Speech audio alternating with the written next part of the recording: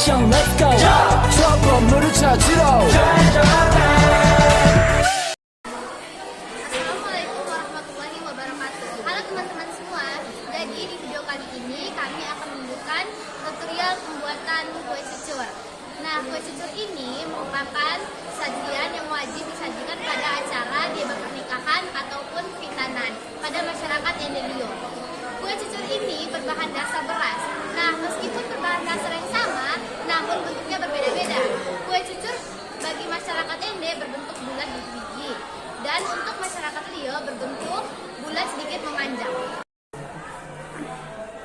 Sebelum kita masuk ke tutorial pembuatannya, izinkan saya untuk memperkenalkan anggota kelompok saya. Yang pertama di samping saya ada Salwa Anwar Tito, dan di sebelah saya ini ada Siti Fatimah Nasr.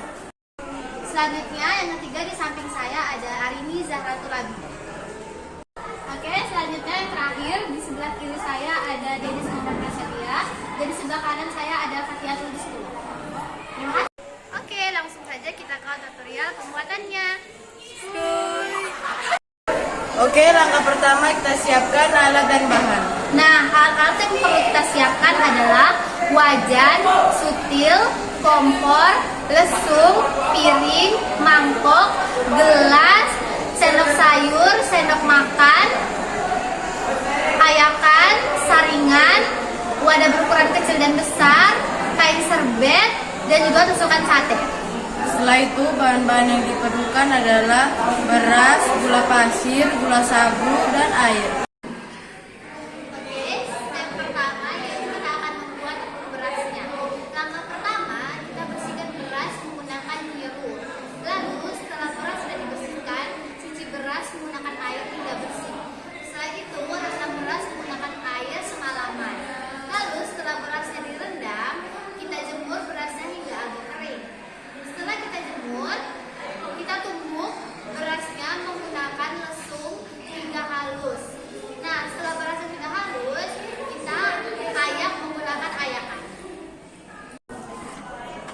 Berikut ini adalah cara untuk membuat kue cucur.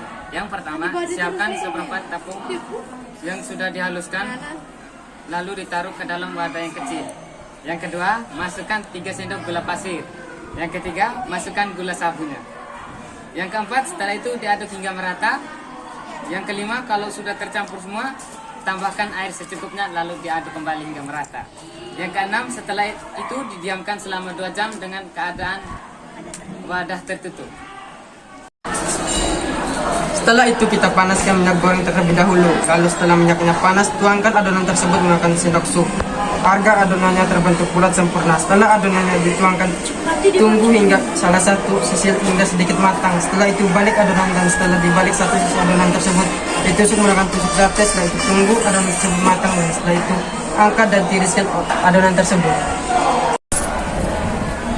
Setelah kita menggoreng kue cucur Casio yang berbentuk bulat sedikit memanjang seperti lidah kerbau atau biasa disebut leak hamba.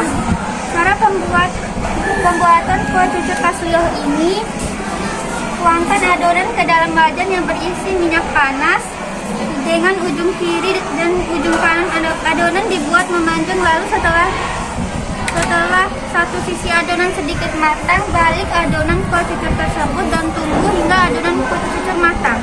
Setelah matang, angkat dan tiriskan kue cucur tersebut dan letakkan di mangkok agar bentuk kue cucur tersebut sedikit melengkung ke atas, lalu kue cucur siap dihidangkan. Kue cucurnya sudah jadi, siap untuk dimakan.